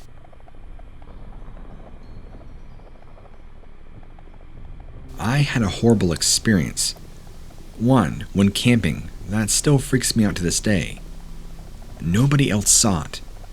Only me, despite the site being fairly full. But I believe it was real. I was with my family, my parents and 3 much younger siblings. In another tent was my aunt, uncle, plus 2 younger cousins. I was the only teen. And still, I got on fine with everybody and was happy to muck in and help out. Because of this, they were happy to let me do my own thing sometimes and head off to try to find some kids closer to my age or join in the activities, or even just to chill on my own for a bit and some much needed quiet time away. It was on one of those evenings, having spent most of the day in the lake with the small fry, that I decided to head into the woods for some much needed alone time. Mainly, as I had overheard a couple of girls whispering about some possible late night skinny dipping. I knew there was a decent view of the lake from the trees. You gotta remember as I tell you this, it was the late 80s and I was 14, full of hormones, and yet to even kiss a girl. That sort of temptation was too hard to pass up. It was later then that I usually allowed to it as it got pretty dark. But I had been such a good big brother. They were letting me stay up later and later. I was just about to reach the spot in the trees where you could peek through and see the lake. I could already hear the girls splashing. when I heard something closer than the sounds of the girls. Much closer, like just a couple of trees over. The noise was like twigs and leaves crunching, alongside heavy panting. I admit, at first, I thought maybe it was another guy watching the girls, even though I was embarrassed and didn't want to get myself caught. My teenage curiosity got the better of me ultimately, and I needed to know who this other person was. I managed to get myself into an almost crouching position, stealthily moved across to see who had the same idea. What I saw, I will never forget. No, it wasn't a guy. Not even a person. I don't think it could have been a person. To start with, they were covered in hair. Now, since it was dark, I will always be grateful for that, as it did not see me. I didn't get the best look at it. How much I 100% remember, and how much I filled in with imagination, I don't know for certain. There was some light coming from the moon. That gave me just enough light to see this thing next to me, covered in dark hair. And then I also saw the wings. 2 large, scaly black wings close to its body. It was watching the girls, but it did not seem to be doing anything like I had been there. No, it appeared to be looking at them like with hunger, rather than lust. Its head was kind of like a bird, which would also account for the wings. But it looked hairy and scaly, not feathery, kind of like a man-sized bird thing, with a humanish face, with a sort of hooked beak for a nose. That's the best I can do, because then it let out this humongous scream, and it screeched right back at me, and then flew up into the air, as if somebody had a bungee cord on it. I think I probably fainted, as the next thing I remember is being woken up by some concerned-looking workers from the camp, and my dad carrying me back. I didn't tell them the whole truth about why I had been there. I said that I'd be getting some fresh air when I had heard some strange noises, and went to investigate. I told them that I had found a strange man standing there, watching the girls, and had screamed to alert them. I was deemed a hero. The police took a statement and did a search, but, of course, they found nothing, other than some really odd footprints close to where they had found mine, which did not make much sense, as they seemed to have claw marks. I own horses, and have been around them since I was a kid, and am extremely confident and competent with them. In many ways, I prefer the company of them to people. You always know where they are with a horse. I have a huge ranch, and as well as my own, I stable others. It's a decent enough way to make a living, and the owners all trust me implicitly. I have had rescues and ex-race horses that I've rehabbed, and even a mare who had been severely abused. She had to be kept all on her own, away from the others, and wouldn't let any man near her. Only me and one other female could come into her stable without all hell breaking loose. And since she is so vulnerable, God help anyone who provoked her. They'd be fired on the spot, and if she gave them a swift parting kick, so be it. So when I woke up one night to hear a hell of a commotion going on down there, I was furious. Who was upsetting my babies? They sounded scared, panicked, and most of all, I could hear the mare going absolutely crazy. When she came to me, her legs were injured from trying to kick down the stable wall to get away from her abuser. Since she was safe with me, there had been no further incidents of her getting injured. But now, I recognized that terrified whimper and the sound of a body being thrown up against the wall. Something had spooked them, but her bad enough to set off her old injuries if she did not stop trying to ram the wall. I grabbed my shotgun, raced out to see what was out there. At that point, I wasn't thinking about my own safety, whether there might have been a wolf or bear out there waiting for a meal.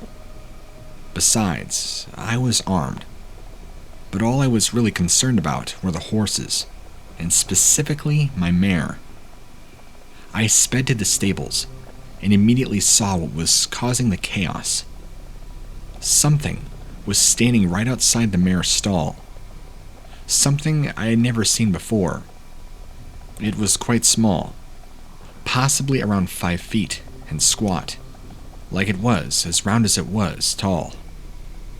I have absolutely no idea what it was, but if you were to put the gun to my head and say what was your gut feeling, I would say goblin. A goblin? That's nuts, right? But that's the only thing I could think of as I looked at this grotesque-looking thing. It was naked and had a pale pinkish skin tone. It looked to be completely bald, and it was fat and round, and it had these droopy layers of flesh covering up any private bits. The reason it made me think of a goblin was mainly its face, which was all screwed up and very pointy and sharp-featured. It even had these awful sharp bat-like ears sticking out. It was completely fixated on the mare, who was still going nuts and trying to break out. I quickly fired a shot into the air. A warning. This thing turned slowly, looked at me face on. I was very glad those extra rolls of fat.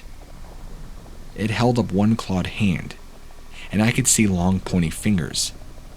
Then, it stuck out its enormous tongue, in an almost leering fashion, just before I could get another shot off. It appeared to vanish.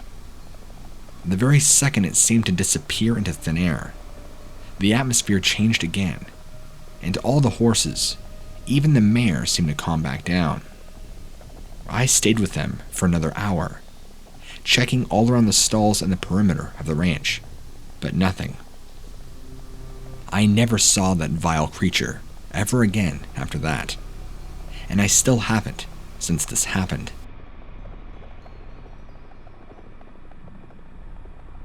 I was washing my fillet knife in a creek when my girlfriend cried out in the distance.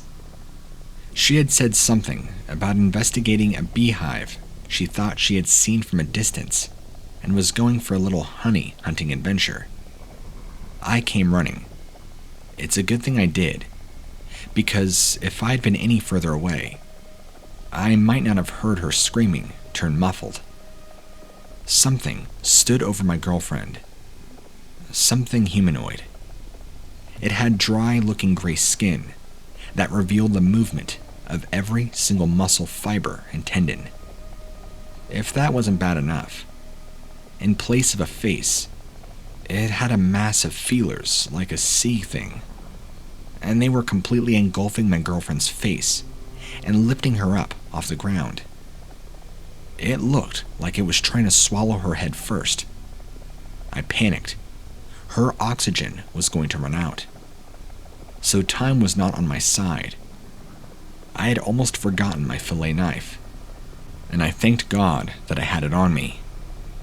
I flew at the creature to stab it in its side. I expected it to just slide right in, and then I would twist it.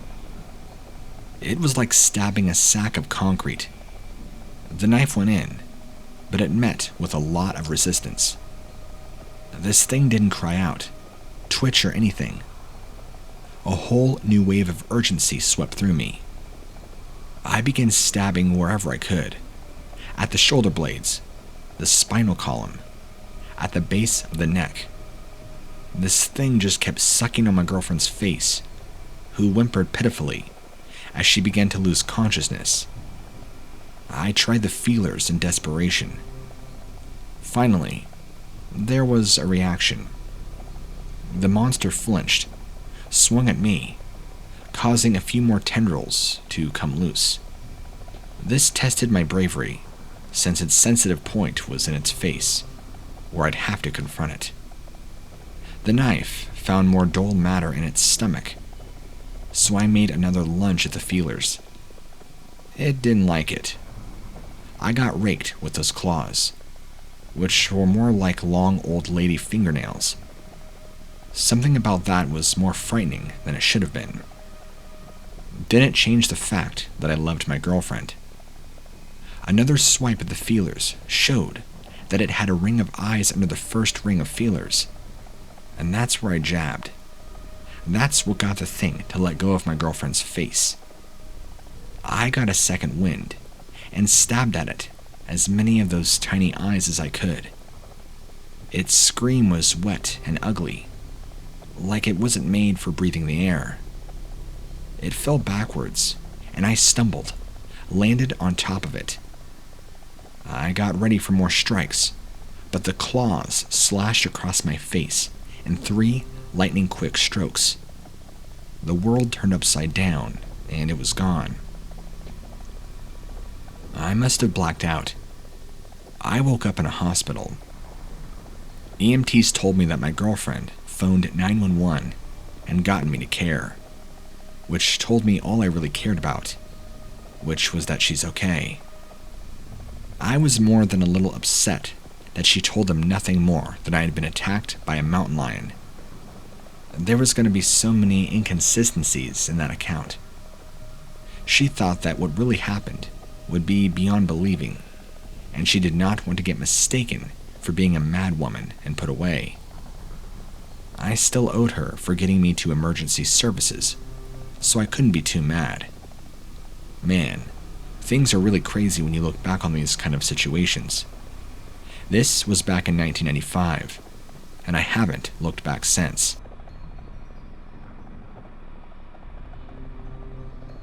I was a crewman on a road crew here in Illinois, around the neighborhood of Bement. When you're not from Illinois, the term middle of nowhere seems to apply to the entire state. But when you're around someplace like Bement, then you're in the middle of nowhere.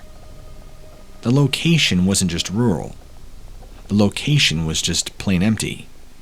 There was the road. There was us, the crew, and there was grass and corn. That's it.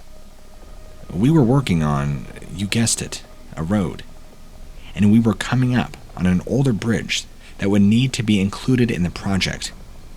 But there would need to be an inspection first. I told one of my crewmates to make sure that the thing wasn't going to collapse, and also to check that there weren't any wild animals or vagrants underneath the bridge before we began our work. Wild animals were more likely. No homeless person in the right mind was going to be camping out in a location that remote. Not unless they were a serial killer. I should have gone looking for him when he was taking too long, but I got handed a piping cup of coffee, and didn't think anything of letting my crewmate take his time. I'm ashamed to say that I kind of forgot about him. One of the other guys came looking for him, and I told him that he was under the bridge, making an inspection before we began work on the bridge. So, he too went under the bridge. He also did not come back up. I didn't notice, though, until I put my nose into my coffee for another sip, and I smelled something really harsh.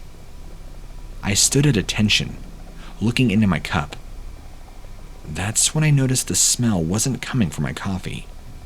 It was coming from somewhere around me. I felt a sinking feeling in my stomach, and I realized that it was coming from under the bridge. Whatever it was upwind of me. I tried not to look as urgent as I felt. I saw tall grasses and scrubby weeds. I saw the shadows hugging the corners where the ground and concrete met. Then, I saw the faintest red lights. It was overcast, so it was easy to pick out. For a moment, I thought that I had seen evil red eyes, but then I realized they were just embers.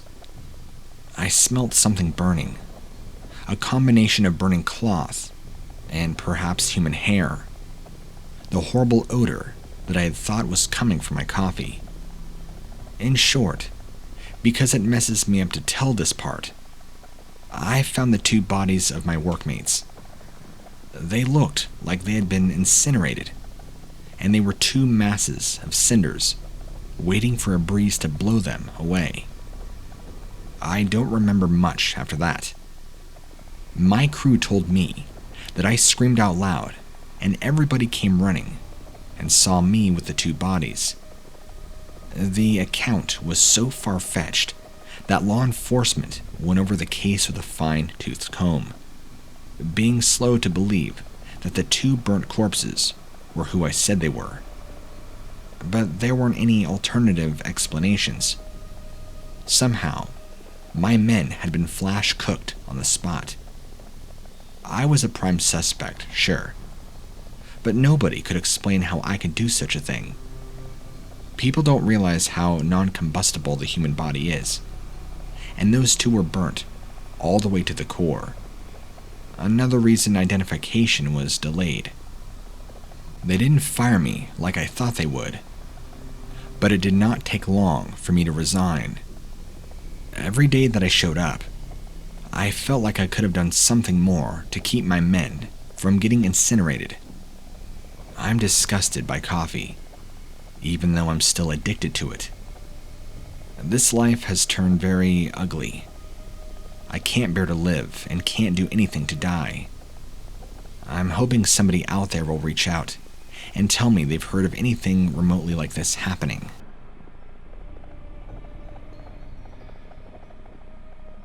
I decided to take some time off from work and head out to a cabin that I had inherited in Tennessee.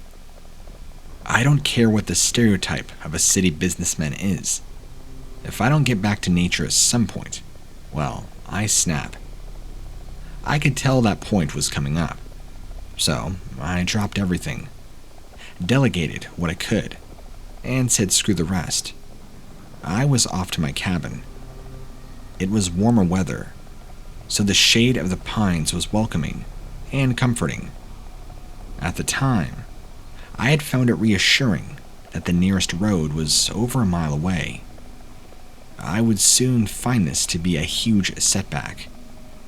I also didn't pay much as attention as I should have to the peculiar growths that had formed on the side of the cabin. It was all along the bottom, near the ground. Some sort of fungus, but it wasn't black mold, so I wasn't worried. I settled in, not fully realizing just how exhausted I was until I had stopped moving. I left a good deal of the stuff out in my truck, but I did not care. I was so far off the beaten path that no criminal was going to work that hard to rob me. I'd get everything else the next day. Before I knew it, I was out. I awoke to the sensation of being tied up. It almost made sense that my one break that I get from work is the time that somebody chooses to ambush me. But I wasn't tied with ropes. I was anchored down by something ropey and slimy and cold. It formed a webbing over me, like it had grown over me while I was asleep. My imagination ran wild, and I imagined that I had been cocooned by giant spiders. But no, I wasn't hanging from the ceiling. I was in bed, where I had fallen asleep, just webbed over by some strange pale pinkish blue fibers that were much stronger than they looked to be. If I had been any weaker, I'd still be on that bed. I tore the weave of strange fibers off me, kicked them down, and I swear I saw some of them writhing a little. I looked around, noticed that the entire bedroom had some traces of the fibers, like they had grown all over while I was asleep. I didn't think that I had been out that long, but it was pretty dark in the cabin. I looked around, noticed that there were chinks of daylight peeking through a mass of fibers that had overgrown the window from the outside. My heart began to beat faster as I ran to the front door and tried to open it, but it was sealed shut. Those strange fibers had even grown in the space between the door and the jamb, so the door wasn't even wiggling in place. I tried to calm myself, sat down at the breakfast table to think for a moment. The fibers were there too. I eyed the fibers clinging to the table, more like I watched the contact point between the table and the fibers. There was definitive movement. It was very slow, faster than a houseplant, but slower than a snail, and it was moving in my direction. I was just as fascinated as I was horrified. I did try to maintain a rational approach and decided to call 911. I found that my phone had been the things among left outside. My saving grace was a wood axe that I had brought inside years back. I took that old beater, and I began scraping at the scummy fibers, clogging everything, trying to avoid the door if I could help it. Well, it couldn't be helped. Even after demolishing the door, there was a solid web of the fibers on the other side, but they weren't a match for the old axe.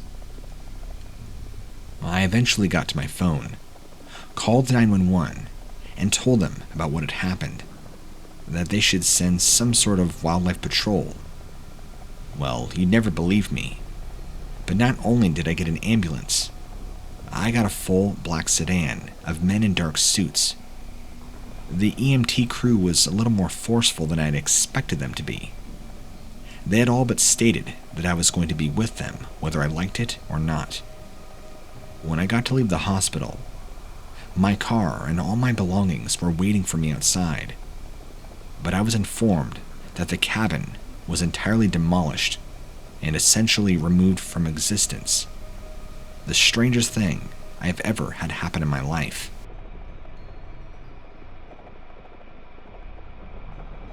I had been driving all over the county. It was dark, and I was tired. Thankfully, my wife was with me, chatting and keeping me awake.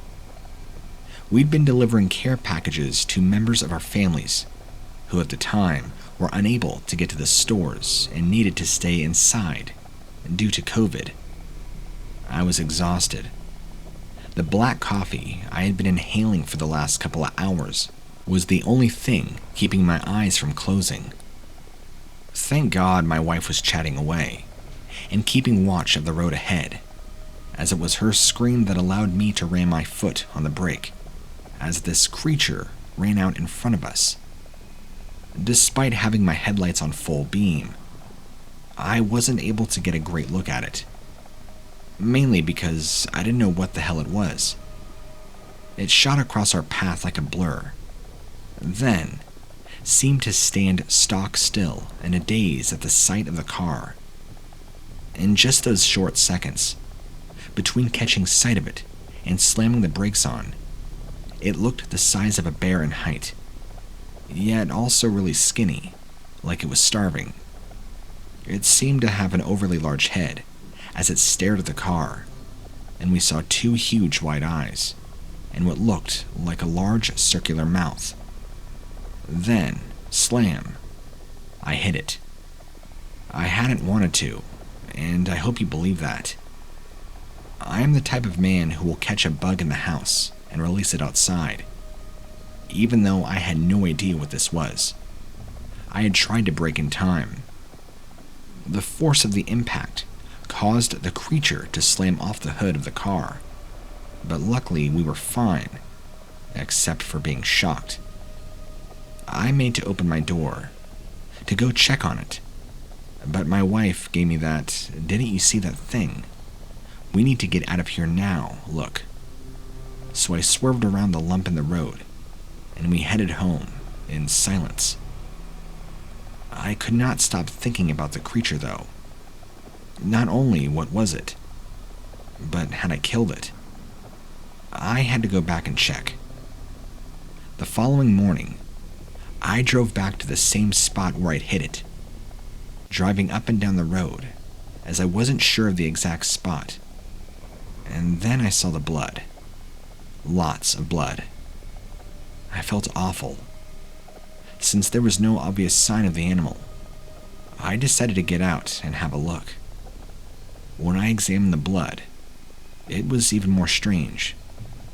There was some gray, fleshy-looking lumps, and also feathers. Feathers seemed to make less and less sense of what I had already seen. The blood trail seemed to cross over towards the woods, on the opposite side of the road. I walked over, looking through the trees. I could see blood right up until one extremely large tree. Then it appeared to just disappear, as if the creature had climbed up the tree, which made no sense. I drove up and down the road several more times over the following few weeks, going actively out of my way to try and find that creature. I was driving myself and my wife mad. I Googled and searched for hours, but I could not find anything to match what we had seen. I guess I'll never know what it was if it had survived.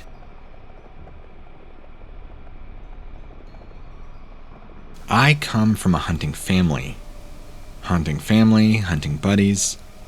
We have dogs that are used to coming out with us.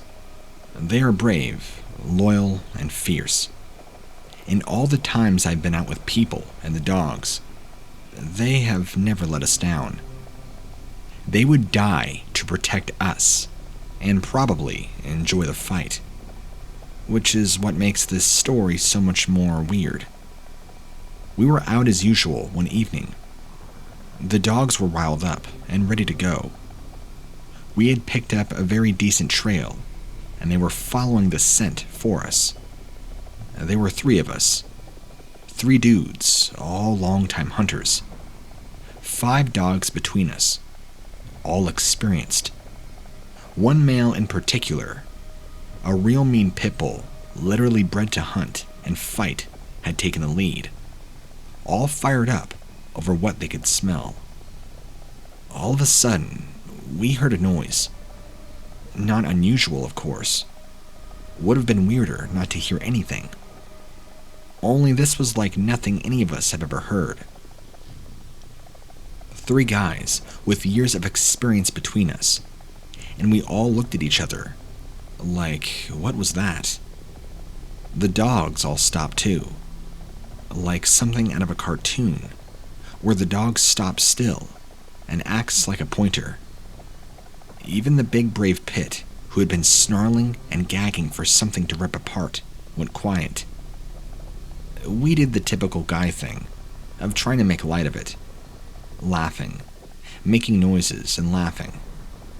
The kind of thing you do when you're scared but you don't want anybody else to know, so you act the fool instead.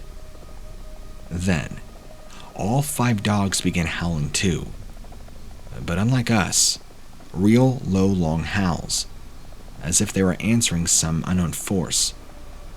They didn't sound like they were ferocious beasts. They sounded like they were showing their subservience. It was eerie. We called to them, but they wouldn't budge. The hound, who I'd seen rip out the throat of a large buck once, lay on the floor exposing his belly. Okay, something was going on. Then, we heard the noise again, and this time it made my blood run cold. Despite the many layers, I felt chilled and something I had not experienced in a long time out here. Fear. Usually, I am pumped full of excitement and adrenaline. I know, between the mutts and my shotgun, I'm safe against anything the woods has to offer. But right at that moment, I honestly didn't feel like I would get out of there alive. We hadn't even seen anything yet, just heard the sound. You may notice I haven't actually told you what the sound was. That is because it was almost impossible for me to describe. But if I had to, I would say the best comparison would be the mix between a wolf howl and the screech of a bird of prey, like an eagle. And then, it stepped out of the woods, as I said. Until then, the big brave had been howling and showing how submissive they were. Now, having seen this thing better than us, with their eyes being used to the dark, they went into a full-on panicked frenzy mode, whining, whimpering, crying. One just started pooping everywhere. Another actually made a run for it, and we heard it trying to head back towards the truck. Now, if I thought describing the noise was hard, then trying to tell you what we saw, it's almost impossible. Mainly because we had never seen anything like it, and I was honestly beginning to wonder if I was somehow hallucinating, if the other guys and the dogs hadn't have the same reaction. Because what was standing by the trees was something like out of a horror movie. Big, tall, mean-looking. It wasn't big body-wise, but it looked like its body was stretched. Really long arms that almost touched the ground, but short legs in comparison. The torso was way out of proportion. It appeared to be, from what we could tell, covered in dark gray hair, although it looked patchy in places, like dead skin or mange. Its hands and feet were huge, and again, looked totally out of place with how skinny it was. This all led up to the face, that in some hellish way looked somewhat human. I say somewhat. The features were like that, like the shape of the mouth, nose, and eyes, although they were all distorted and stretched across the enormous skull. This was almost oval in shape rather than round. It appeared to have no fear of us or the dogs whatsoever, and I'll admit, I just wanted to haul out right there. But Trigger Happy Petey decided to offload a few hundred bullets into that thing. Okay, well, maybe not 100+ bullets, but more than I could count. It just stood there. I don't know whether those bullets went through it, or just did not penetrate the skin, but the thing stood there and took it, and I did not see a speck of blood or any sign of tissue damage. That was it. I had no issues if they called me a wimp. I was gone. Turns out they were right behind me, dogs and all. We jumped in the truck and hightailed it back home. We've talked and talked about just what the thing could have been. I reckon it was at least 8 foot tall, so I can't see any way in hell it could have been a human. Even if it was one of those hillbilly Deliverance or Melonhead types. So I'm asking you, what in God's name did we see that day?